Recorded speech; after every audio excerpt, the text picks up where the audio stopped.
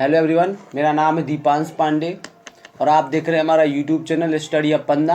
आज हम पढ़ने आ रहे हैं ईडियम्स और फ्रेजेस। एग्ज़ाम में ये बहुत पूछे जाते हैं हमारे कॉम्पिटिटिव एग्ज़ाम में, जैसे कि एसएससी हो गया, बैंक हो गया, सीडीएस हो गया, इनमें ये बहुत ज़्यादा पूछे जाते हैं। तो आज हम इन्हीं को पढ़ेंगे।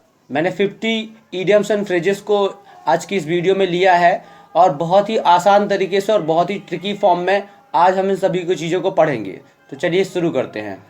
अब थोड़ा सा ये देख लेते हैं कि क्वेश्चन का पैटर्न क्या रहता है, किस तरीके से क्वेश्चन पूछा जाता है हमारे एग्जाम में। जो एसएससी वगैरह में जब भी आते हैं ईडियम्स और फ्रेजेस, तो किस तरीके से पूछे जाते हैं। देखिए, आप देख पा रहे होंगे कि यहाँ पे लिखा है the car in the back yard is proving to be a white elephant.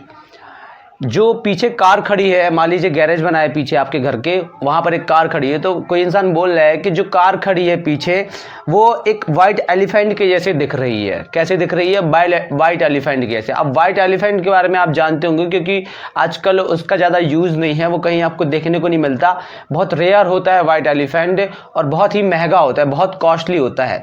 तो वो कोई कार ऐसी खड़ी है जो बहुत ही कॉस्टली है। अब उसको चलाना भी क्या होगा, बहुत कॉस्टली होगा, तो वो क्या है, कोई यूज़फुल है, यूज़लेस हो गया। क्या हो गया? यूज़लेस। वो जो कार खड़ी है वो एकदम यूज़लेस है, उसका कोई यूज़ नहीं है, कोई उपयोग नहीं है। तो अपन को ऑप्शन दिए जाते हैं चार, उन चार ऑप्शंस में से अपन को एक सेलेक्ट करना पड़ता है। देखिए, जो क्या होता है, ये कहीं ना कहीं से चीज़ें उठाई जाती हैं, ठीक है।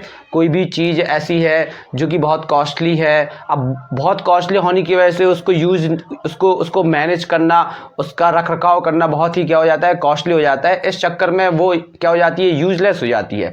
तो अपन को ऑप्शन में वो चीज़ देखनी है जो मैच कर जाए, जो क्वेश्चन आया है ना ये वाइट एलिफेंट, इससे मैच कर जाए। अंडरलाइन किया होगा क्वेश्चन जो भी आएगा उसमें, क्या किया होगा, अंडरलाइन किया होगा। किसको? ईडियम्स को, ठीक है।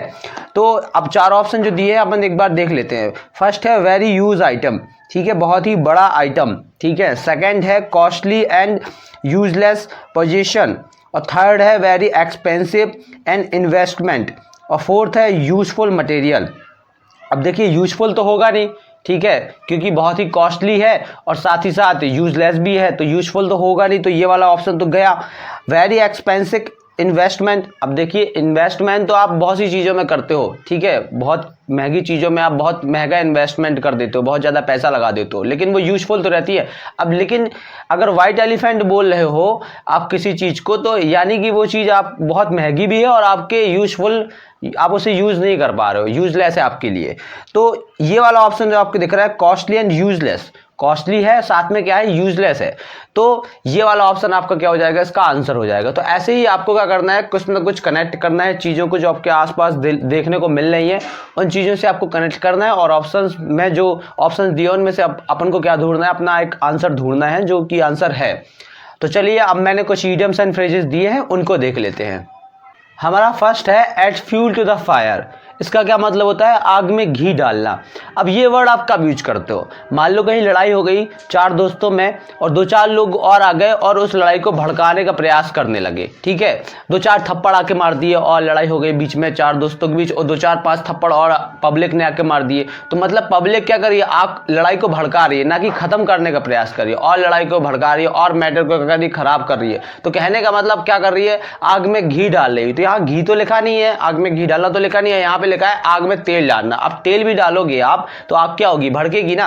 तो आपका जो इसका इडियम्स और फ्रेजेस होगा वो क्या बनेगा, टू मेक अ मैटर रोज, ये इसका मीनिंग है। आखिरकार इसका मीनिंग क्या निकल के आता, मैटर को खराब करना और मैटर को बेकार बना देना, ठीक है, और भड़का देना लड़ाई को या झगड़े को या कोई भी मैटर है उसको और भड़का देना उसमें, और जाके क्या कर देना, आग में घी डालने वाला काम करने लगना। तो इस तरीके से आप याद रख सकते हो कि add fuel to the fire का मीन्स क्या निकलता है, to make a matter worse, matter को और खराब कर देना।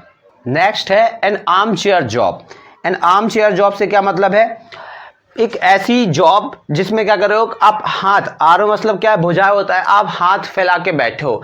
तो हाथ फैला के बैठे हो मतलब बैठे कहाँ होगे, चेयर में बैठोगे, आराम से हाथ फैला के बैठो एकदम बॉस के जैसे। तो वो आपके लिए क्या जॉब होगी, बहुत ही आसान होगी, बहुत ही कंफर्टेबल जॉब होगी, और उसकी इनकम जो होगी आपके लिए बहुत अच्छी आय होगी, उसमें आपको बहुत ज़्यादा क्या मिल रही होगी, सैलरी मिल रही होगी। तो आप याद रख सकते हो कि good income job with high comfort, एक अच्छी इनकम की जॉब जहां से एक अच्छी सैलरी आपको मिल रही है और बहुत ही आरामदायक है, हाई कंफर्ट है, ठीक है। तो आप याद रख सकते हो आसानी से, कोई प्रॉब्लम नहीं आएगी। जब भी आपको एन आर्म चेयर जॉब मिले तो आपको ऑप्शंस में देखना है कि good income with high comfort, ये लिखा होगा, ठीक है, या कंफर्टेबल जॉब भी लिखा हो सकता है। इस तरीके से आपको मिल जाएगा तो आप आसानी से क्या कर लोगे, सेलेक्ट कर लोगे।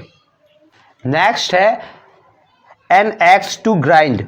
अब एक्स मतलब क्या होता है? एक्स मतलब आपको पता होगा कुल्हाड़ी होता है, ठीक है। ये देखिए आप कुल्हाड़ी आपको दिख ही रही होगी ड्राइंग में, ठीक है, कुल्हाड़ी होता है एक्स मतलब। अब आप क्या कर रहे हो, यहाँ पे मैंने एक और ड्राइंग बनाई है, ये आपको मिक्सर ग्राइंडर दिख रहा ना, मिक्सी बोल देते हैं हम घर में, ठीक है, रखी रहती है हमारे, इसमें हम बहुत सारी चीज़ों को पीसते हैं, चटनी वगैरह बनाते हैं, ठीक है, मसाला वगैरह पीस देते हैं। तो ये जो मिक्सर ग्राइंडर होता है, ठीक है, जिसे हम मिक्सी बोल देते हैं, इसमें अगर आप क्या कर रहे हो, ये कुल्हाड़ी जो है, ये जो आपको कुल्हाड़ी दिख रही है, इसको आप क्या कर रहे हो, किसी के घर में मिक्सी रखी है, आप उस मिक्सी को ख़राब करना चाहते, तो आपने क्या कर दिया, कुल्हाड़ी डाल दी उस मिक्सी में, ठीक है। तो क्या होगा, मिक्सी ख़राब हो जाएगी ना। तो आप क्या कर रहे हो, ये काम आप कब करोगे, जब आपको क्या कर रहा होगा, जब आपको something done for selfish reason, कुछ आपको ऐसा फ़ायदा मिल रहा होगा कि उसका सामान ख़राब हो जाए तो वो अपना काम ना कर पाए, ठीक है, और आपको उससे खुशी मिल रही होगी। तो आप कुछ ऐसा कर रहे हो ना यहाँ पे, something done for selfish reason, खुद के लिए कुछ कर रहे हो, ठीक है, खुद के सेल्फिश रीजन के लिए कुछ कर रहे हो,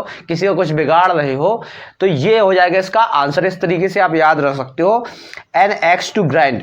अब ग्राइंड की जगह आप क्या कर दो, पीसते हैं ना मिक्सी में, क्या करते हैं, पीसते हैं, तो आपने क्या किया, एक्स को डाल दिया मिक्सर ग्राइंडर में, तो क्या करने लगे, आपने उसकी मिक्सी को खराब कर दिया। तो इस तरीके से आप याद रख सकते हो कि आपने उसकी मिक्सी को अगर खराब किया है तो आप उसकी मिक्सी को क्या करना चाहते हो, खराब करना चाहते हो, और आपको क्या उससे खुशी मिल रही है, आपको कोई फायदा हो रहा है, ठीक है।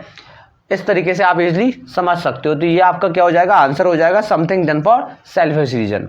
नेक्स्ट है हमारा an iron will. An iron will, अब आयरन का मतलब क्या होता है, आयरन का मतलब लोहा होता है, और विल मतलब होता है इच्छा। तो लोहे की जैसी इच्छा, मतलब लोहा क्या होता है, बहुत कठोर होता है, बहुत कठोर इच्छा, बहुत दृढ़ इच्छा, दृढ़ मतलब मजबूत, एक ऐसी इच्छा, मान लो आपकी पहाड़ में चढ़ने की इच्छा है, तो पहाड़ में हर कोई तो चढ़ नहीं पाएगा, एक ऐसा व्यक्ति चढ़ पाएगा जिसके पास क्या होगा, स्ट्रॉन्ग विल पावर होगा, दृढ़ इच्छा शक्ति होगी। स्ट्रॉन्ग विल पावर से क्या मतलब निकलता है, दृढ़ इच्छा शक्ति। अब आपको ड्राइंग में दिख रहा होगा, यहाँ पे मैंने एक इमेज डाली है, इससे आप समझ सकते हो कि कोई ये लड़का है जो क्या करना चाहता है, पहाड़ पर चढ़ना चाहता है। तो कब चढ़ेगा, कोई आम इंसान तो चढ़ेगा नहीं, जिसके अंदर स्ट्रॉन्ग विल पावर होगा, जो अपनी आत्म इच्छा से भरा हुआ होगा, जिसके अंदर क्या होगा, दृढ़ इच्छा शक्ति होगी, वही क्या कर पाएगा, इस पहाड़ पर चढ़ पाएगा जो आपको दिख रहा है ड्राइंग में, ठीक है। इस पर एक लड़का रस्सी की सहायता से क्या कर रहा है, पहाड़ में चढ़ाई कर रहा है, मतलब उसके अंदर क्या है, बहुत ही स्ट्रॉन्ग विल पावर है, बहुत ही अपने आप में वो क्या रखता है, स्ट्रॉन्ग विल पावर रखता है। तो आप याद रख सकते हो कि एन आयरन विल से क्या मतलब होगा, स्ट्रॉन्ग विल पावर। इसका मीन्स क्या निकल के आ रहा है, स्ट्रॉन्ग विल पावर। नेक्स्ट है एन ओल्ड फ्लेम।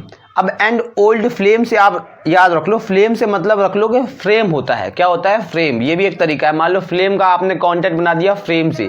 एक ओल्ड फ्रेम रखा है जिसमें आपकी गर्लफ्रेंड की फोटो लगी है, क्या लगी है, गर्लफ्रेंड की फोटो। तो यहाँ पर मैंने इसका मीन्स क्या बताया, a person with whom one had a romantic relationship in the past. मान लो कोई लड़का है और वो क्या कर रहा है, वो याद कर रहा है पुराने अपने रिलेशनशिप को, उसका किसी के साथ बहुत अच्छा रिलेशनशिप था, उसको वो याद कर रहा है, या किसी लड़की के बारे में सोच रहा है, तो उसके दिमाग में क्या आ रही है, बहुत सारी चीजें आ रही है, ठीक है।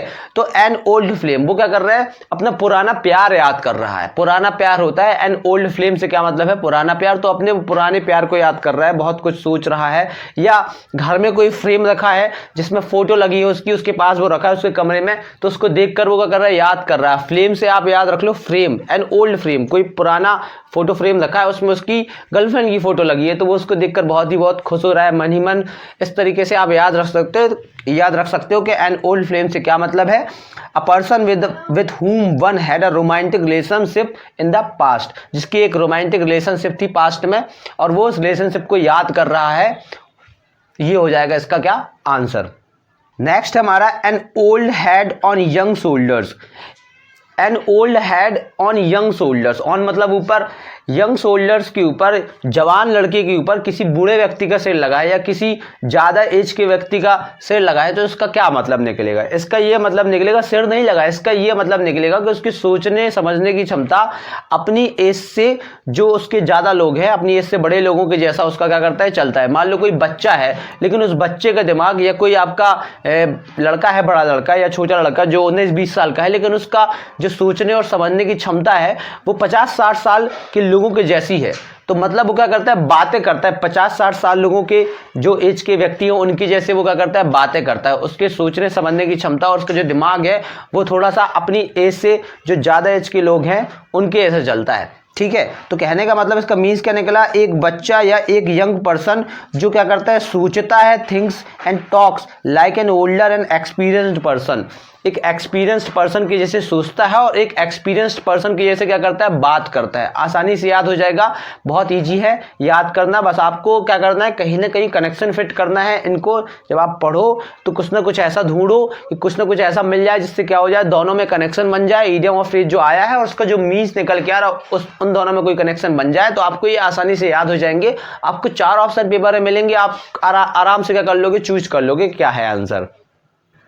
नेक्स्ट है हमारा एप्पल ऑफ डिसऑर्ड। एप्पल ऑफ डिसऑर्ड से क्या मतलब होता है, मैटर ऑफ डिस्प्यूट। मैटर को क्या करना, बहुत बढ़ाना है, मैटर को और खराब कर देना। अब यानी कि इसका क्या मतलब है, लड़ाई का कारण है। ये क्या है, लड़ाई का कारण। देखिए आपको यहाँ पे एक एप्पल दिख रहा होगा। अब आपको पता है ये जो आपको एप्पल दिख रहा है इसका साइन आपने क्या कहाँ देखा होगा, एप्पल के जो मोबाइल आते हैं उनमें देखा होगा। अब एप्पल कंपनी बहुत बड़ी कंपनी है और इसके जो मोबाइल वो लॉन्च करती है एप्पल के, वो भी बहुत महंगे आते हैं। अब आजकल क्या हो रहा है, आप देख रहे हो ना कि जो न्यू जनरेशन है वो सभी लोग क्या चाहते हैं, एप्पल के मोबाइल चलाना चाहते हैं। तो वो अपने पापा मम्मी से क्या कर रहे हैं, लड़ाई कर रहे हैं कि मुझे क्या करना है, मोबाइल लेना है, मोबाइल लेना है। तो ये भी एक क्या बन गया, एक लड़ाई का कारण बन गया। आजकल एप्पल अपने आप में क्या एक लड़ाई का कारण है। देखिए बहुत महंगा भी आ रहा है। ठीक है, तो ये आप याद रख सकते हो कि यहाँ पर जो एप्पल ऑफ डिसऑर्डर आ रहा है, डिसऑर्डर आ रहा है, ये क्या होता है, लड़ाई का कारण होता है। मैटर को क्या करना, डिस्प्यूट करना और खराब कर देना। नेक्स्ट है एप्पल ऑफ वंस आई। अब एप्पल ऑफ वंस आई की जगह आप एप्पल को हटा के क्या याद कर लो, स्टार याद कर लो। स्टार मतलब क्या होता है, तारा। आंखों का तारा सबसे प्यारा, ये तो पूरा पूरा बनता ना, आंखों का तारा सबसे प्यारा। मतलब एप्पल ऑफ वंस आई, एक आंख का तारा सबसे प्यारा या आंखों का तारा सबसे प्यारा। तो इसका मीन्स बहुत आसान है, सीधा आपको क्या करना है, वेरी अवेलेबल या डियरेस्ट वन, सबसे प्यारा हो। देखो यहाँ पर एक माँ है और माँ का जो बच्चा होता है, माँ के लिए तो क्या होता है, वो आंखों का तारा होता है ना। आंखों का तारा होने से मतलब क्या है, वो सबसे प्यारा होता है उनके लिए। तो इस तरीके से आप क्या रख सकते हो, उसको याद रख सकते हो। नेक्स्ट है at arm's length. At arm's length से क्या मतलब है, आर्म्स मतलब क्या, मान लो हाथ। ठीक है, अब हाथों की लेंथ, हाथों की लेंथ से क्या मतलब है, एक हाथ की कोई लेंथ है। ठीक है, दूरी। अब यहाँ पे एक ड्राइंग बनी है, इसका मीन्स क्या निकलता है, पहले ये देख लेते हैं। अवॉइड बिकमिंग टू फ्रेंडली, मतलब ज्यादा फ्रेंडली होने से बचना। कई लोग बचते हैं ना, ज्यादा दोस्ती नहीं बनाना चाहते। अब ये देखिए, आपने स्लोगन देखा होगा, नरेंद्र मोदी ने दिया था जब कोरोना का टाइम चल रहा था, ये ड्राइंग में दिख रही, 2 गज की दूरी, मास्क जरूरी। मतलब उन्होंने खुद कहा कि भैया 2 गज की दूरी बना के चलो। ठीक है, 2 गज की दूरी बनाओगे तो क्या रहोगे, सुरक्षित रहोगे, कोरोना वायरस से बचे रहोगे। तो कई लोग क्या करते हैं, ऐसे बोलते ना, मेरे से 2 हाथ दूर रहो, मुझको तुमसे दोस्ती वोस्ती नहीं रखना। मतलब वो ज्यादा दोस्ती वोस्ती रखना पसंद नहीं करते, वो हर व्यक्ति को अपने 2 हाथ दूर रखते हैं। ठीक है, अपने से। तो आपको याद हो जाएगा आसानी से, यहाँ ड्राइंग में दिख रहा ही होगा आपको, 2 गज की दूरी, मास्क जरूरी। ये स्लोगन तो किसने दिया है, नरेंद्र मोदी जी ने ही दिया है। नेक्स्ट है हमारा एट 6s and 7s। मतलब 6s and 7s, आपको कुछ लग रहा है 6s and 7s से क्या मतलब होगा, इन डिसऑर्डर। मतलब देखिए यहाँ पर एक कमरा बना है ना, यहाँ पर क्या है, आपको दिख रहा होगा इमेज में कि सारी चीजें अस्त व्यस्त तरीके से क्या है, रखी हुई है। ठीक है, कहीं ये बॉल डली है, कहीं ये स्टूल डला है, कपड़े पे ढंग से बेड में बिस्तर बिछे नहीं है। मतलब सारी की सारी चीजें क्या है, अस्त व्यस्त तरीके से डली हुई है। तो एट 6s and 7s से आप याद कर लो, अस्त, 6s मतलब हो गया अस्त और 7s मतलब हो गया व्यस्त, अस्त व्यस्त, अस्त व्यस्त तरीके से कोई चीजें डली हुई है। तो मतलब वो क्या नहीं है, ऑर्डर में नहीं रखी है, डिसऑर्डर है। ठीक है, ऑर्डर से हटके है वो, क्या, डिसऑर्डर, सही तरीके से रखी नहीं हुई है। तो आप याद रख सकते हो, इन डिसऑर्डर होता है इसका मीन्स। नेक्स्ट है हमारा at the 11th hour. At the 11th hour बहुत ईजी है याद करना। 11th आवर मतलब क्या, 11वां घंटा। ठीक है। 11वां घंटा आपको पता है घड़ी में कितने घंटे होते हैं? 12 घंटे होते हैं। हम तो घड़ी में 12 ही देखते हैं, 1 2 3 4 5 6 7 8 9 12, यहाँ तक हमारे 12 तक होते हैं क्या? 12 घंटे। अब अगर 11वां घंटा है तो मतलब वो क्या है? लास्ट घंटा है हमारा। उसके बाद तो सीधा 12 बजेंगे, मतलब फिर जीरो पे कहानी आ जाएगी। 12 से मतलब 12 जब भी बजते तो आपको 00 दिखता होगा आपके मोबाइल में टाइम, ठीक है। इसका मतलब है कि अब फिर वहां से क्या होगी? स्टार्टिंग होगी। तो 11वां घंटा क्या हो जाएगा? लास्ट घंटा हो जाएगा। तो आप याद रख सकते हो एट द लास्ट मोमेंट, इसका क्या निकलता है? मीन्स निकलता है। लास्ट वर्ड तो तुमको मिल रहा है ना, at the last moment, last क्षण। आपको एक घड़ी दिख रही होगी, ठीक है। अब जब आपने देखो ये एक इमेज भी आपको दिख रही होगी, एक लड़की बैठी है, अब लास्ट घंटा बचा है, ठीक है, उसको सोना है अब, और सुबह क्या देने जाना है? एग्जाम देने जाना है। तो लास्ट घंटे में क्या कर लेते हैं बच्चे? कुछ ऐसा पढ़ने का प्रयास करते हैं, पूरा पढ़ने का प्रयास करते हैं कि मैं एक साथ में पूरा पढ़ लूँ। तो कई बच्चे क्या करते हैं? लास्ट घंटे में चिटे बनाना शुरू कर देते हैं, नकल के लिए शुरुआत कर देते हैं कि नकल करना है कल, तो उन्होंने चिटे बनाना स्टार्ट कर दिया नकल की, ठीक है। तो ये आसानी से याद रख सकते हो, एट द लास्ट मोमेंट होता है, इसका means at the 11th hour का। नेक्स्ट हमारा back stair gossip. Back stair gossip से क्या मतलब है? कई बार आपने देखा होगा घर में जो नौकर्स वगैरह होते हैं, जो हमारे सर्वेंट वगैरह लगे होते हैं, ठीक है, वो बातचीत मालिक के सामने नहीं करते। वो पीछे चले जाएंगे किचन में और क्या करने लगेंगे? बातचीत करने लगेंगे, ठीक है, या मजाक उड़ाने लगेंगे। कुछ हो गया घर में, कोई वजह से कुछ भी हो गया, तो उस चीज का वो क्या करने लगते? मजाक उड़ाने लगते, ठीक है। तो ऐसे याद रख सकते हो, टॉक अमंग सर्वेंट्स के बीच में कुछ बातचीत हो रही है, ठीक है। सर्वेंट लोग हमेशा क्या करते हैं? बैक स्टेयर गॉसिप, ठीक है, पीछे जाकर कहीं क्या करते हैं? बात करते हैं बैठकर, ठीक है। या अनफेयर टॉक्स, अब उनकी बातों का कोई मतलब तो निकलता नहीं है, क्योंकि उनकी तो चलती नहीं है, वो तो सर्वेंट है ना घर के, अब उनका तो कोई सुनेगा नहीं, वो कुछ भी बातें करते रहे, ठीक है। तो अनफेयर टॉक्स, जिसका कोई मतलब नहीं है या जो अच्छी बात नहीं है, ऐसी बातें करना, ठीक है। तो यहाँ पर आपको एक ड्राइंग भी दिख रही होगी, ये आदमी परेशान है और इसका मजाक उड़ा रहे हैं वो दो लोग पीछे खड़े होकर, जो आपको दिख रहे हैं। तो याद रख सकते हो आप कि बैक स्टेयर गॉसिप से क्या मतलब निकलता है? टॉक अमंग सर्वेंट्स या अनफेयर टॉक्स। नेक्स्ट हमारा बैड ब्लड। बहुत आसान है इसको याद करना। बैड ब्लड मतलब क्या? गंदा खून। अब गंदा खून अगर है, अपन बोलते नहीं है वो लड़का मेरा क्या है? गंदा खून है। इसका मतलब वो लड़का अब कैसा बन गया? वो तो लड़का है, साथ में वो गंदा खून अगर उसको बोल रहे हो तो इसका मतलब वो दुश्मन के जैसे हो गया, दुश्मन बन गया। तो आप याद रखते हो एनिमिटी बोलते हैं उसको। या अब अगर दुश्मन बन गया तो क्या होगी? बिटर रिलेशन होगी, बिटर रिलेशनशिप होगी। मतलब रिलेशनशिप में क्या होगा? संबंधों में क्या आ गई होगी? कड़वाहट आ गई होगी, ठीक है। या आप यहाँ पे एक ड्राइंग दिख रही है आपको, ठीक है, एक लड़का एक लड़की खड़ी है। अब आपने तो ये कई बार सुना होगा, ब्रेकअप हो जाते हैं लड़के लड़कियों के, ठीक है, एक दूसरे से उनकी लड़ाई हो जाती है। तो उनकी लड़ाई में क्या हो जाती है? उनके रिलेशनशिप में कड़वाहट आ जाती है। तो बेटर रिलेशनशिप इसका आंसर हो गया। और वो एक दूसरे के क्या बन जाते हैं? दुश्मन बन जाते हैं। वो कभी भी मिलेंगे एक दूसरे को तो बहुत ही गंदी निगाहों से और बहुत ही बुरी निगाहों से देखते हैं वो एक दूसरे को। नेक्स्ट हमारा बेकर्स डोजन। अब आपको पता होगा डोजन मतलब क्या होता है? डोजन मतलब होता है दर्जन। अब बेकर्स डोजन से क्या मतलब है? मान लो आप किसी शॉप में गए, ठीक है, आपने 1 दर्जन केले लिए और आपने बोला यार, वो उसने रेट बताया कि 50 रुपए के 1 दर्जन केले हैं। तो आपने कहा यार ये तो गलत बात है, 50 रुपए के अभी इस दुकान में तो 40 के मिल रहे। तो आपने कहा कि मैं तो उस दुकान में चला जाऊंगा, तुम तो बहुत महंगे दे रहे हो। तो उसने क्या कहा? अरे भाई साहब 1 केला और ले जाओ मेरी साइड से। तो उसने 1 दर्जन तो केले दिए और एक साथ में बेकर्स यानी कि एक और ऐड कर दिया। मान लो आप ये बेकर्स से मतलब क्या? एक और, तो एक और ऐड कर दिया तो दर्जन में चढ़ते हैं 12। अब 12 और एक और ऐड कर दिया तो कितने हो गए? 13। तो नंबर इन 13 क्या होता है? इसका मीन्स निकलता है नंबर इन 13। और ये 13 आपको दिख ही रहा है इतना बड़ा, ठीक है। तो आसानी से आप याद रखते हो कि बेकर डोजन से क्या मतलब है? डोजन मतलब 12 और एक और ऐड कर दिया जो बेकर्स वर्ड आ रहा है, तो मिला के कितना हो गया? 13। तो नंबर इन 13 क्या होता है? इसका मीन्स होता है। नेक्स्ट हमारा be born with a silver spoon in a one's mouth. Be born with a silver spoon in a one's mouth से क्या मतलब है? एक ऐसा लड़का जो पैदा हुआ हो, ठीक है, पैदा हुआ हो और उसे क्या किया गया? सिल्वर स्पून से ही क्या कुछ पिलाया जा रहा हो, ठीक है। मान लो कुछ भी पिलाया जा रहा है, दूध ही पिलाया जा रहा है, ठीक है, तो सिल्वर की, चांदी की चम्मच से पिलाया जा रहा है। तो बताओ चांदी की चम्मच से किसी नॉर्मल घर में पिलाया जा सकता? नहीं ना। मतलब वो क्या है? एक रिच फैमिली से क्या करता है? बिलोंग करता है। एक अमीर परिवार से क्या करता है? बिलोंग करता है, ठीक है। तो इसका बहुत ईजी है, to born in a rich family. अब वो अगर बिलोंग करता है तो रिच फैमिली में क्या हुआ? पैदा हुआ, ठीक है। तो अब देखिए यहाँ पर वो क्या किए, एक लड़का बैठा है, सिल्वर की स्पून उसके हाथ में है और वो क्या कर रहा है, बड़ी बड़ी, अब वो आगे बड़े जब होगा तो वो बड़ी बड़ी चीजें लेने का भी तो सोचेगा। अब वो लेने का सोचेगा, क्यों सोचेगा, क्योंकि वो रिच फैमिली से बिलोंग करता है, ठीक है। अमीर परिवार के बच्चे बहुत महंगी महंगी चीजें लेने का सोचते हैं ना, तो इस तरीके से आप याद रख सकते हो कि be born with a silver spoon in one's mouth का मीन्स क्या निकलता है, to be born in a rich family. Next हमारा be in the driving seat. Be in the driving seat से क्या मतलब है, आप क्या कर रहे हो, ड्राइविंग सीट पर बैठे हो। देखिए यहाँ पर एक कार दिख रही है आपको, कार में आपको एक इंसान दिख रहा है जो कार चला रहा है और बाकी उसके बच्चे बैठे हैं, उसकी फैमिली पूरा क्या कर रही है, कार में बैठी है। तो समझ लो आप वो क्या कर रहा है, ड्राइविंग सीट पे बैठा है, तो उसके ऊपर क्या है, पूरी जिम्मेदारी है, पूरी रिस्पॉन्सिबिलिटीज है, ठीक है, घर के सदस्यों की, कि वो क्या करे, अच्छे से उन सभी को घर तक पहुंचाए, या कहीं भी ट्रैवल कर रहा है तो सुरक्षित तरीके से ले जाए, वापस घर वापस ले आए।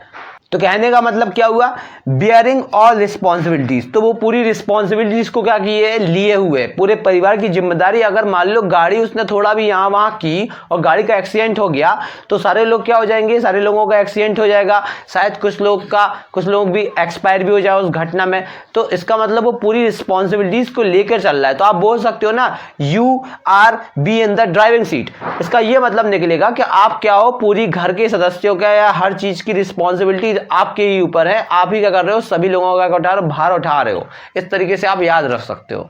नेक्स्ट है बेड ऑफ रोजेस। अब बेड ऑफ रोजेस मतलब एक बेड है, एक पलंग है और उसमें क्या बिछे हुए हैं, रोज बिछे हुए हैं। आपको दिख रहा होगा इमेज में कि बेड है, उसमें पलंग में क्या बिछे हैं, रोज बिछे हुए हैं। मतलब वो आप कैसा होगा बताओ, पलंग में रोज बिछे तो वो पलंग आपके लिए क्या होगा, बहुत ही आरामदायक होगा। तो उस कंडीशन में आप उसमें लेटोगे तो आपके लिए जो सिचुएशन बन के तैयार होगी वो बहुत ही कंफर्टेबल सिचुएशन होगी कि नहीं होगी। तो आप याद रख सकते हो इसका मीन्स कि comfortable situation of pleasant situation of comfort, बहुत ही आरामदायक और खुशनुमा सिचुएशन में आप क्या कर रहे हो, सर्वाइव कर रहे हो, ठीक है, आराम से आप रह रहे हो कंफर्टेबल सिचुएशन में। नेक्स्ट हमारा बेड ऑफ थ्रॉन्स। थ्रॉन से मतलब आप याद रख लो कांटे, ठीक है। बेड ऑफ थ्रॉन से क्या मतलब हो गया, कांटे। एक ऐसा बेड जिसमें कांटे बिछे हुए हैं, आप उसमें लेटोगे तो आपके लिए क्या होगा, अ सिचुएशन ऑफ एक्सट्रीम डिफिकल्टी, आपके लिए एक ऐसी सिचुएशन बन के तैयार होगी जो बहुत ही डिफिकल्टीज से क्या होगी, भरी होगी। देखिए आपको एक आदमी दिख रहा होगा ना यहाँ पे, वो क्या है, कील वाले एक मतलब कील उसमें लगी, एक ऐसा रखा है कुछ नीचे, उसमें क्या रखी है, कील रखी है, कील गड़ी है, उसमें वो लेटा है। तो उसके लिए क्या होगा, ये वाली कंडीशन बहुत ही पेनफुल कंडीशन हो जाएगी और बहुत ही डिफिकल्ट सिचुएशन हो जाएगी। तो आप आसानी से याद रख सकते हो बेड ऑफ थ्रोन से क्या मतलब है, a situation of extreme difficulty. Next हमारा between the devil and the deep sea. Between the devil and the deep sea. अब बिटवीन का मतलब क्या निकलता है, बिटवीन का मतलब क्या निकलता है, बीच में निकलता है। आपको पता ही होगा बिटवीन का मतलब क्या निकलता है, बीच में। अब वो क्या करिए, एक आपको ड्राइंग भी दिख रही होगी यहाँ पे, इस साइड क्या है, कांटे लगे हुए हैं या पानी बह रहा है, और इस साइड क्या है, उसके पैर में क्या है, बम भी बंधा हुआ है, ठीक है, बॉम्ब भी बंधा हुआ है, और साथ में पीछे से क्या कर रहा है, व्यक्ति बंदूक लेके खड़ा हुआ है। अगर वो इस साइड जाता है, ये व्यक्ति अगर इस साइड जाता है तो भी मरेगा, और अगर यहाँ आगे बढ़ता है तो यहाँ पर क्या है, पानी ही पानी है, समुद्र है, तो भी मरेगा। दोनों जगह उसको मरना ही मरना है। तो वो क्या किए, between the devil and the deep सी, मतलब वो डेविल और डीप सी, गहरे समुद्र के बीच में क्या है, फंसा हुआ है। इसका कहने का मतलब है कि वो बहुत ही परेशानी में है, बिटवीन टू डिफिकल्ट सिचुएशन, वो दो बहुत ही खतरनाक और बहुत ही डिफिकल्ट सिचुएशन में क्या है, फंसा हुआ है। तो अपन बोल सकते हैं you are in between the devil and the deep sea, तुम क्या हो, बहुत ही खतरनाक सिचुएशन में, दो खतरनाक सिचुएशन में क्या हो, फंसे हुए हो। नेक्स्ट हमारा बिग गन।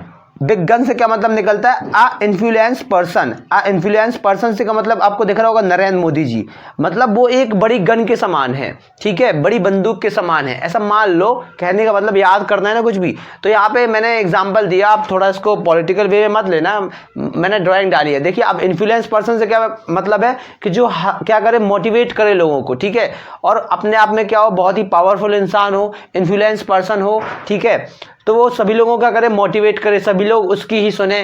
तो ये हमारे नरेंद्र मोदी जी की तो सबको ही सुनता है ना, सबको ही, सब व्यक्ति अगर इन्हें एक बार कोई ऑर्डर कर दिया तो वो पूरा क्या कर लेता है, इंडिया, पूरे जितने भी इंडिया में लोग रहते हैं सभी लोग क्या कर लेते हैं, मान लेते हैं उस बात को। तो ये क्या हुए, बहुत ही इन्फ्लुएंस पर्सन हुए, ठीक है। नेक्स्ट हमारा bird eye view. Birds eye view से क्या मतलब निकलता है, आपको देखो एक बर्ड दिख रही है, मतलब ओवरव्यू। ओवरव्यू देखो, बर्ड आपने देखा होगा ऊपर से उड़ती हैं, ठीक है, ऊपर उड़ती हैं और वो बहुत दूर तक का क्या कर लेती है, देख लेती है, ठीक है। और ऊपर से देखो ओवरव्यू मतलब वो दूर तक देख पाए। ओवरव्यू से क्या मतलब है, ऊंचाई से देख पाए या दूर तक देख पाए। तो आप आसानी से याद रख सकते हो इसको। बर्ड आई व्यू से क्या मतलब है, यहाँ पर आपको एक बर्ड दिख रही है, वो क्या कर रही है, ऊंचाई से देख रही है चीजों को, उसको मतलब बहुत उसकी तेज निगाह है। इस तरीके से आप कह सकते हो, लर्न कर सकते हो। ओवरव्यू इसका मीन्स निकल के आता है। नेक्स्ट हमारा birds of feather, birds of a feather या सेम फीदर ही बोल सकते हैं। सेम फेदर मतलब क्या कर रहे हैं, दो पक्षी है जिनके क्या है, सेम क्या है, पंख लगे हुए हैं, ठीक है। इसका मतलब आपको यहाँ पे मैंने दो ड्राइंग दी है, देखिए आपको यहाँ पर दो ड्राइंग दिख रही होंगी, चार लड़के दिख रहे होंगे जो एक दूसरे का हाथ थामे बैठे हुए हैं। मतलब उन्होंने डन किया कि आप ये काम एक साथ करना है। मतलब उनका जो आइडिया है वो एक जैसा है। वो किसी कोई कंपनी को खोलना चाहते हो तो सभी लोग उसमें साथ निभाना चाहते हैं और सभी के आइडियाज क्या है, सेम है। और यहाँ पे दो लड़के बैठे हुए हैं, वो दो लड़के एक साथ पढ़ रहे हैं, वो एक साथ पढ़ाई कर रहे हैं। तो हर चीज को एक तरीके से क्या कर रहे हैं, उनके सोचने समझने की क्षमता शायद क्या हो, सेम हो, एक जैसा उनके आइडियाज हो। वो कुछ डिसाइड कर रहे हैं कि आगे क्या करना है। मतलब उनके आइडियाज क्या होने चाहिए, मेल खाने चाहिए। बोलते नहीं है तुम्हारा आइडिया मेरे आइडिया से मेल नहीं खाता, मतलब तुम मेरे लेवल के व्यक्ति नहीं हो या मेरे से अलग हो। अगर कोई ऐसा दोस्त है तुम्हारा जो सोचता है, जो भी सोचता है और आप जो सोचते हो वो दोनों एक जैसा सोचते हो, तो मतलब आप क्या हो, बर्ड्स ऑफ सेम फेदर हो, ठीक है। सेम एक जैसा समझ रहे हो आप, एक जैसा चीजों को सोच रहे हो। नेक्स्ट हमारा bite the dust. Bite the dust से क्या मतलब है, बाइट मतलब तो होता है काटना, ठीक है, दांतों से काटना। अब बाइट दांतों से काटने की तो बात हो नहीं रही है। डस्ट मतलब क्या, धूल। यहाँ पे धूल चकाने की बात हो रही है। धूल चकाना बोलते नहीं है, उसने उसको धूल चका दी, मतलब उसने क्या कर दिया, उसको हरा दिया। हरा दिया मतलब टू बी डिफीटेड, उसको हरा दिया या हरा दिया तो वो क्या हो गया, फेल हो गया। टू फेल भी हो सकता है इसका आंसर। तो यहाँ पर देखो ये एक लड़की बनी है, इसने इस लड़के को क्या किया, हरा दिया, और ये लड़का क्या कर रहा है, रो रहा है। तो इसने मतलब उसको क्या कर दिया, डिफीट कर दिया। तो आसानी से याद रख सकते हो, बाय द डस्ट मतलब उसने धूल चका दी, मतलब उसने क्या कर दिया, हरा दिया। नेक्स्ट हमारा ब्लैक सीप। तो यहाँ पर मैंने एक ड्राइंग दी है, यहाँ पर चार पांच आपको क्या दिख रही है, व्हाइट सीप दिख रही है, और ये एक दिख रही है आपको ब्लैक सीप। इसका मतलब एकदम अलग भयानक टाइप लग रहा है कुछ। ब्लैक रंग को कई लोग क्या मानते हैं, अशुभ भी मानते हैं, ठीक है। कई लोग ब्लैक रंग को पसंद नहीं करते ज़्यादा, गाड़ियाँ में लेंगे तो व्हाइट कलर की लेंगे, ब्लैक रंग की लेना पसंद नहीं करते। अपने लिए वो क्या मानते हैं, उन गाड़ियों को अशुभ मानते हैं, वो कलर को अशुभ मानते हैं। तो ब्लैक शिप का मतलब क्या होता है, a person who is regard a disgrace for his family. अपनी फैमिली के लिए वो क्या हो, खराब हो, ठीक है, या अपनी टीम के लिए खराब हो, ठीक है, या अशुभ हो। तो ऐसे व्यक्ति को क्या बोल देते, ब्लैक शीप बोल देते। जैसे अपन कभी भी किसी को यूज कर सकते हैं, you are a black sheep, तुम क्या हो, अशुभ व्यक्ति हो। यहाँ ब्लैक शीप से मतलब काली भेड़ नहीं है, यहाँ काली भेड़ से मतलब है अशुभ हो, अशुभ से मतलब है। नेक्स्ट हमारा ब्लाइंड डेट। अब ब्लाइंड मतलब क्या होता है, अंधा। अब ब्लाइंड मतलब अंधा और डेट मतलब क्या, तारीख। अब अंधी तारीख तो इसका मतलब निकल नहीं रहा होगा। ब्लाइंड डेट से क्या मतलब है, यहां पर देख लेते हैं। A meeting between a girl a boy who have not meet before. लड़के और लड़की के बीच एक क्या हो गई, मुलाकात हुई है और वो लड़का और लड़की पहले कभी क्या मिले नहीं है। तो क्या हुआ, ये इसका मीन्स निकल के आया। तो देखो आप, एक लड़का बैठा है, एक लड़की बैठे हैं, ठीक है, वो प्यार में क्या हो गए, अंधे हो गए। बोलते नहीं है तुम लोग क्या हो, प्यार में अंधे हो। मतलब अंधे मतलब ब्लाइंड हो, तो ये अंधा मिल रहा है ना, ब्लाइंडेड मतलब किसी एक ऐसी तारीख को मिले हो या किसी एक ऐसे दिन मिले हो कि उसके पहले आप कभी मिले भी नहीं हो, और आप उस दिन मिलकर क्या हो गए, प्यार में खो गए। मतलब प्यार में क्या हो गए, अंधे हो गए। तो आप याद रख सकते हो कि ब्लाइंड डेट से क्या मतलब होता है, a meeting between a girl a boy who have never meet before, वो पहले एक दूसरे से ना मिले हों। नेक्स्ट है हमारा body and soul. Body and soul, soul मतलब क्या होता है, आत्मा होता है, ठीक है, और बॉडी मतलब क्या, शरीर। अब आत्मा और शरीर, कोई व्यक्ति कई बार बोलते नहीं, मैं आत्मा और शरीर दोनों से तुम्हारे प्रति क्या हूं, समर्पित हूं, ठीक है, मेरी सोल भी तुम्हारे साथ है और मेरी बॉडी भी तुम्हारे साथ है। मतलब आप किसी भी काम में क्या हो, पूर्ण तरीके से समर्पित हो जाए।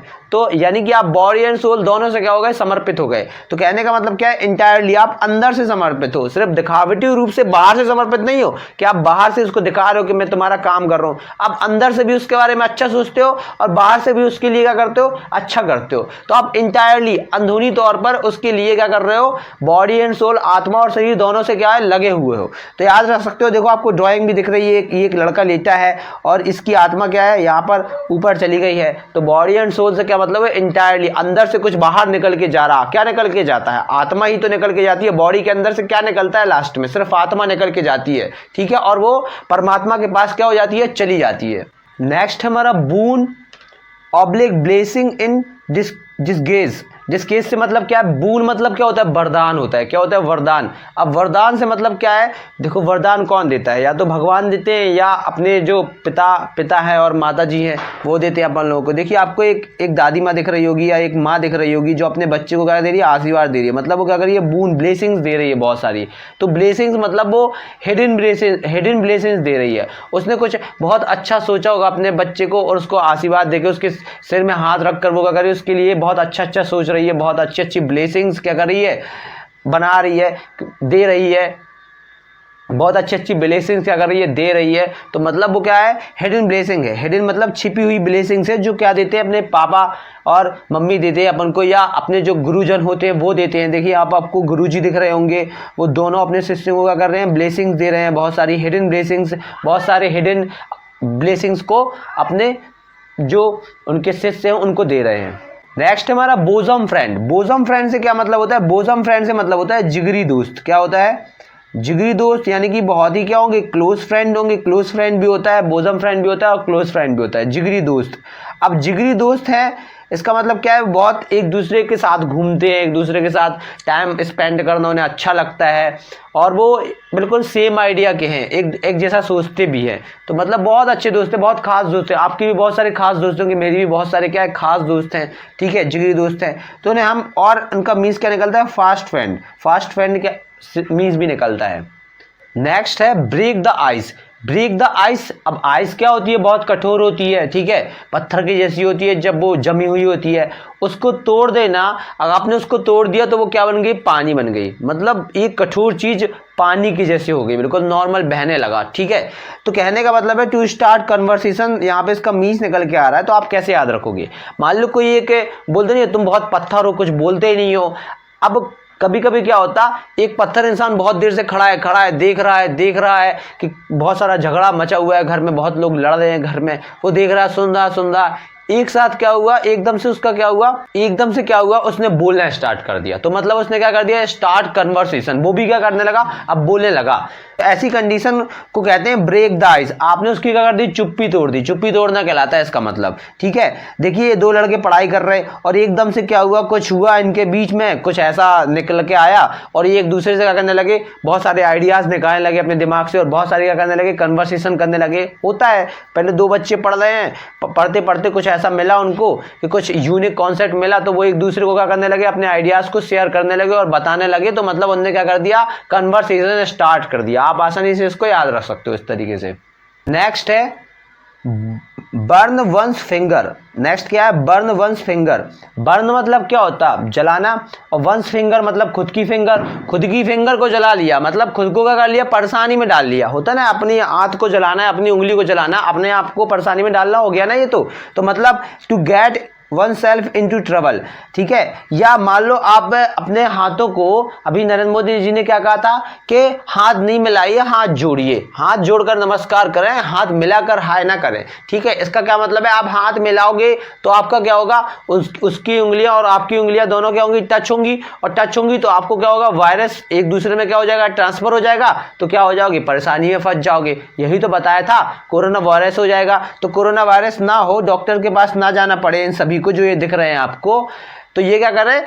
अपने हाथों को एक दूसरे से मिलाए ना, हाथ ना मिलाए, नमस्ते करें यहाँ से।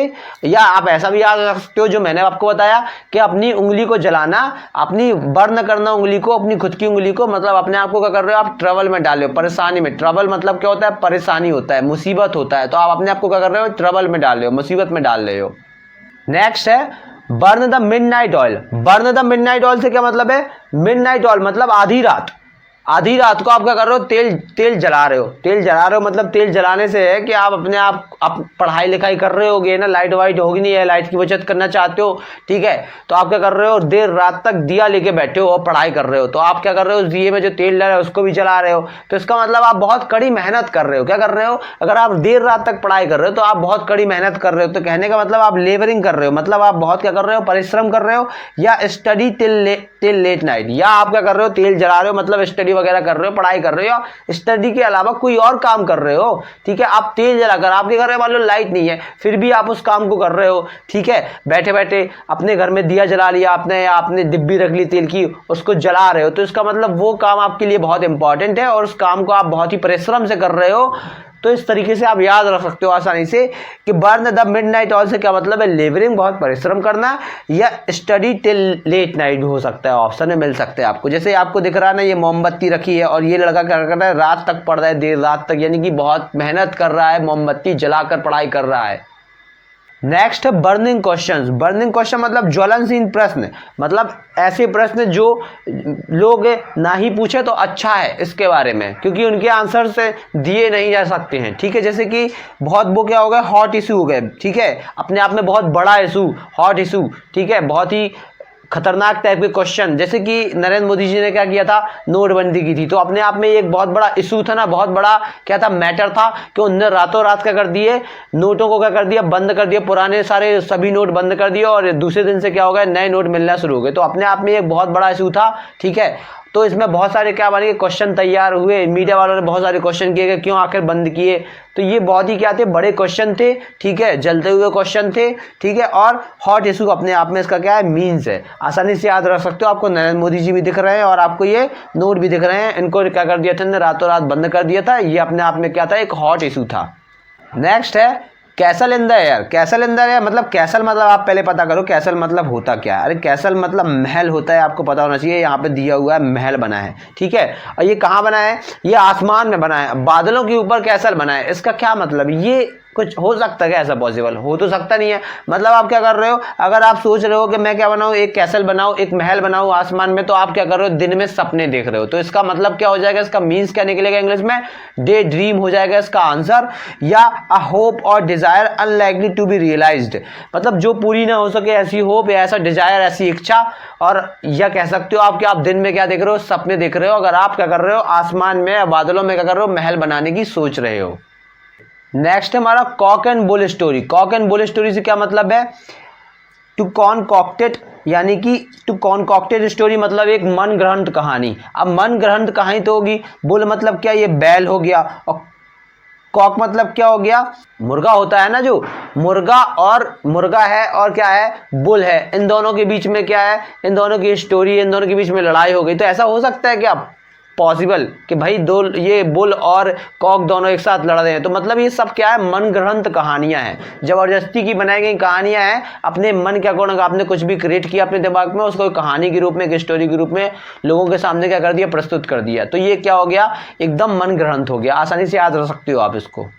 नेक्स्ट है क्रोकोडाइल टीयर्स। क्रोकोडाइल टीयर्स से क्या मतलब है, मगरमच्छ के आंसू। मगरमच्छ के आंसू आप कब बोलते हो कि यार वो तो उसके आंसू कैसे, मगरमच्छ के हैं। मान लो कोई एक्सपायर हो गया, ठीक है, और एक व्यक्ति चाहता था कि वो एक्सपायर हो, ठीक है, तो वो उसके आम, जब उसका क्या हो रहा, उसका अंतिम संस्कार हो रहा था, वो रोने लगा। मतलब लोगों को लगा यार ये तो चाहता था इंसान कि ये मर जाए और फिर भी रो रहा। मतलब उसके आंसू क्या है, दिखावटी आंसू, सिर्फ वो दिखावा कर रहा है। फाल्स डिस्प्ले ऑफ ग्राइफ होता है इसका मतलब, ठीक है। अ फाल्स डिस्प्ले ऑफ ग्राइफ मतलब ऐसा शोक जो एकदम क्या हो, दिखावटी हो। तो कहने का मतलब जो वो इंसान रो रहा है वो, या जो दुख दिखा रहा है वो क्या है, मगरमच्छ के आंसू के समान है। झूठा, मगरमच्छ के आंसू से का मतलब है झूठा दिखावा करना, ठीक है, दुख होने का झूठा दिखावा करना। नेक्स्ट है क्राई फॉर द मून। चंद्रमा के लिए रोना। चंद्रमा के लिए रोना मतलब चंद्रमा क्या मिल जाएगा आपको, चंद्रमा तो मिलने वाला है नहीं। इसका मतलब आपकी डिजायर कैसी है, अनटेनेबल है, ठीक है, जो पूरी ना हो पाएगी डिजायर। ऐसी डिजायर को क्या बोलते हैं, ऐसी डिजायर को बोलते हैं cry for the moon. Cry कर रहे हो, अब रो रहे हो चंद्रमा के लिए, तो इसका मीन्स क्या निकलता है, टू डिजायर द अनटेनेबल, ठीक है। एक देखो लड़की रो रही है ये चंद्रमा के लिए। अपन भी बचपन में लगता था कि अपन को चंद्रमा मिल जाए, लेकिन ऐसा पॉसिबल नहीं हो पाता। तो इस तरीके से आप क्या कर सकते हो, इसको याद रख सकते हो आसानी से। नेक्स्ट है cry for spilled milk. Spilt मतलब क्या होता है, उछला।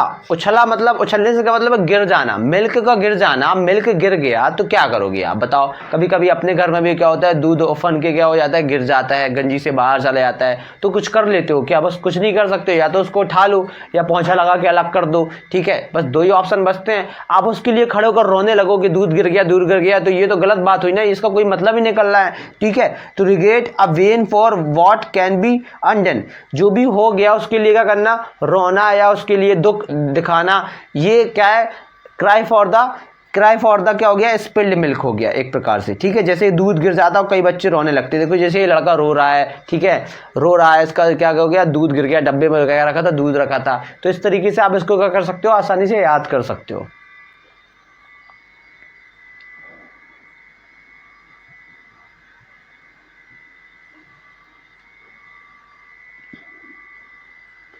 नेक्स्ट है cut both ways. Cut both ways से क्या मतलब है, आपको ये देखो 3 ड्राइंग दिख रही है, इसका मतलब क्या निकलता है, argue in favour of both sides, ठीक है। आप क्या कर रहे हो, आर्ग्यू कर रहे हो दोनों साइडों से, ठीक है। दोनों साइडों से आपके फेवर में चीजें हैं भी नहीं, लेकिन फिर भी आप क्या कर रहे हो, आर्ग्यू कर रहे हो। तो कहने का मतलब देखिए आजकल क्या कर रहे हैं बच्चे, मोबाइल वगैरह चलाते हैं, ठीक है। अब मोबाइल के अलग अलग एडवांटेज हैं, डिसएडवांटेज भी हैं। कई चीज़ें मोबाइल में अच्छी होती हैं, कई चीज़ें मोबाइल में ख़राब होती हैं। तो वो क्या कर रहे हैं दोनों, और अगर वो मोबाइल नहीं चलाते तब भी दिक्कत है, अगर मोबाइल नहीं चला रहे तो फिर पढ़ाई लिखाई, आजकल सारी पढ़ाई लिखाई ऑनलाइन ही चल रही है। तो मतलब अपने आप में क्या है, दोनों साइडों से वो परेशान है। अगर इस साइड मोबाइल चलाते हैं तो भी क्या है, दिक्कतें हैं, क्योंकि मोबाइल से बच्चे आजकल बिगड़ भी रहे हैं, और अगर नहीं चलाते तो उनकी पढ़ाई लिखाई क्या है, बिल्कुल एकदम बंद है। तो मतलब क्या है, कट बोथ वेज, मतलब उनके दोनों रास्ते क्या है, कटे हुए हैं, दोनों रास्तों में जाना उनके लिए असंभव हो गया है। नेक्स्ट हमारा डांस टू वंस ट्यून। अब ये तो आपको देखकर ही पता चल रहा होगा, इसमें एक मैंने इमेज भी डाली है, इमेज में आप देख पा रहे होगे गब्बर है, ठीक है, और क्या है, बसंती है। अब वो क्या करता है, लास्ट में आपने देखा होगा गब्बर क्या करता है, बसंती से बोलता है कि चलो नाच के दिखाओ, ठीक है। तो मतलब वो अपने ऑर्डर पे चलाता है, ठीक है, अपने ऑर्डर पे क्या करता है, नचवा लेता है, ठीक है, बसंती को, ठीक है। नहीं तो वो बोलता है कि मैं क्या कर दूंगा, धर्मेंद्र जी को मार दूंगा, ठीक है, धर्मेंद्र जी को बांध देते हैं, धर्मेंद्र जी को मार दूंगा। तो उसको बचाने के लिए वो क्या करती है, उसकी एक बार में सुन लेती है और क्या करने लगती है, डांस करने लगती है। मूवी आपने देखा होगा, शोले मूवी का ये सीन है, कई बार आपने शोले मूवी देखी होगी। तो कहने का मतलब वो ओबेइंग वंस ऑर्डर, ओबे पालन करवा रहे हैं खुद के ऑर्डर का, ओबेइंग वंस ऑर्डर, खुद के ऑर्डर का पालन करवा रहे हो आप किसी से, तो आप उसको क्या कर रहे हो, एक ट्यून पे क्या कर रहे हो, नचा रहे हो, ठीक है। तो आप आसानी से याद रख सकते हो, जैसे गब्बर ने किसको नचाया था, बसंती को नचाया था। इस तरीके से आप आसानी से इसको लर्न कर सकते हो। नेक्स्ट है duck in a thunder storm. Thunder storm मतलब क्या होता है, थंडर मतलब क्या होता है, तेज तूफान। तेज तूफान में क्या, थंडर स्टॉर्म में फंसा हुआ है एक डक, जिसको आप दिख रहा है ना, देखो ये डक बैठा है, बहुत सारा क्या कर रहा है, पानी गिर रहा है, तूफान भी चल रहा है साथ साथ, ठीक है। और तो क्या है, आप उस डक को देखोगे तो आपको बहुत दया आएगी, मतलब वो डक अपने आप में बहुत पेनफुल कंडीशन में क्या है, फंसा हुआ है। तो इन अ पेनफुल कंडीशन क्या होता है, इसका मीन्स निकल के आता है। जब बहुत ही पेनफुल कंडीशन में कोई व्यक्ति फंसा है तो उसको बोल सकते हैं you are in duck in a thunderstorm. तुम क्या हो, डक हो एक जो कि बहुत ही तेज तूफान में क्या हो, फंसे हुए, मतलब बहुत ही ज्यादा दुख भरी कंडीशन में, बहुत ही ज्यादा मुसीबतों से क्या हो, घिरे हुए हो। नेक्स्ट है हमारा ईगल आई। ईगल आई से मतलब क्या निकलता है, ईगल आई से मतलब निकलता है कि विद कीन आई साइड, मतलब बहुत तेज निगाह है। ईगल की आंख, ईगल की जो आंखों की देखने की क्षमता होती है वो बहुत दूर तक देख लेता है, बहुत उसकी मतलब तेज क्या रहती है, निगाह रहती है। तो इस तरीके से आप क्या रख सकते हो, याद रख सकते हो।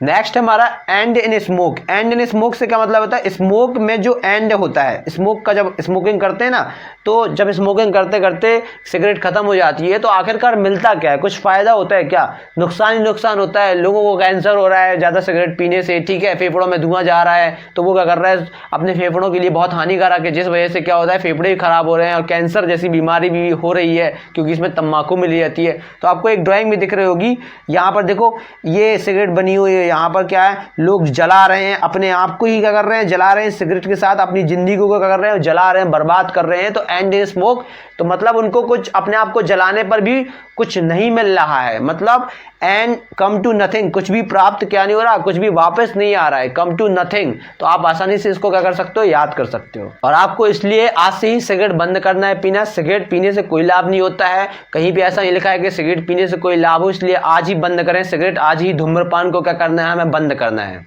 नेक्स्ट हमारा fair and square. Fair and square से मतलब कहने का, फेयर मतलब साफ सुथरा, फेयर एंड लवली आती है ना, जो फेयर एंड लवली क्या कर देती है, चेहरे को गोरा बना देती है, साफ सुथरा कर देती है। तो फेयर एंड स्क्वायर, स्क्वायर मतलब चारों तरफ, चारों तरफ से साफ सुथरा, मतलब कोई एक ऐसा व्यक्ति जो क्या है, फेयर एंड स्क्वायर है। या कहने का मतलब इन ऑनेस्ट वे। एग्जांपल्स मैंने कुछ यहाँ पे दिए हैं, we won the match fair and square, मतलब बहुत ही ईमानदारी के साथ और बहुत ही अच्छे तरीके से हमने क्या किया, इस मैच को जीता। नेक्स्ट है we won the election fair and square, मतलब इस इलेक्शन को क्या किया, बहुत ही ईमानदारी के साथ जीता, एकदम फेयर एंड स्क्वायर वे में। नेक्स्ट है I hit him fair in square on the nose. मैंने बहुत ही शानदार तरीके से और बहुत ही साफ सुथरे तरीके से क्या किया, उसको उसकी नाक में क्या कर दिया, मुक्का मार दिया, हिट कर दिया। और यहाँ पर आपको देखिए कांग्रेस का भी दिख रहा होगा साइन और भाजपा का साइन कमल भी दिख रहा होगा। अपने आप को सभी लोग क्या करते हैं, अपने आप को सभी लोग बताने का प्रयास करते हैं कि हमने फेयर एंड स्क्वायर वे से क्या किया, इलेक्शन को जीता। नेक्स्ट है fair weather friend. Fair weather मतलब क्या होता है, वेदर मतलब होता है मौसम, फ्रेंड मतलब क्या होता है, दोस्त, और फेयर मतलब क्या होता है, अच्छा या साफ सुथरा। एक अच्छे समय में जो दोस्त आपके साथ रहे वो एकदम क्या होगा, सेल्फिश फ्रेंड होगा। क्यों? क्योंकि वो अगर दुख में आपके साथ नहीं रह रहा है तो इसका मतलब वो सिर्फ अपने लिए सोचता है। जब आपके पास पैसा है, जब आपके पास बहुत सारा पैसा है तो आपके साथ रहता है, जब आपके पास पैसा नहीं है तो आपके साथ नहीं रहता है। तो कहने का मतलब वो आपका कौन सा फ्रेंड हुआ, जो आपके दुख के समय साथ नहीं रहता, सुख के समय साथ रहता है, मतलब वो फेयर वेदर फ्रेंड है। ठीक है, तो selfish friend who are with us only in comfortable situation. एक ऐसा फ्रेंड जो अपने बारे में सोचता है और हमेशा आपकी कंफर्टेबल सिचुएशन में बस आपके क्या रहता है, साथ में रहता है। तो देखो यहाँ पर ड्राइंग बनी हुई है और ये एक ड्राइंग बनी हुई जो आपको बता रही है, और ये एक ड्राइंग बनी हुई जो आपको बता रही है कि जो तीनों टाइप के लोग हैं ये क्या कर रहे हैं। देखो एक लड़का गाड़ी चलवा रहा है, यहाँ पे एक बाइक चलवा रहा है, अपना पूरा सामान लेकर चल रहा है साथ में, मतलब अपना काम करवा ले, अपने लिए बस सोच रहा है, चाहे उसका पेट्रोल बढ़ जाए, इतना पेट्रोल महंगा हो गया, ठीक है, अपना काम बनना चाहिए, मतलब वो एकदम क्या है, सेल्फिश व्यक्ति है। तो आप आसानी से याद रख सकते हो कि फेयर वेदर फ्रेंड से मतलब क्या होता है, selfish friend who are with us only comfortable situation, जो सिर्फ क्या रहता है, कंफर्टेबल सिचुएशन में साथ में रहता है।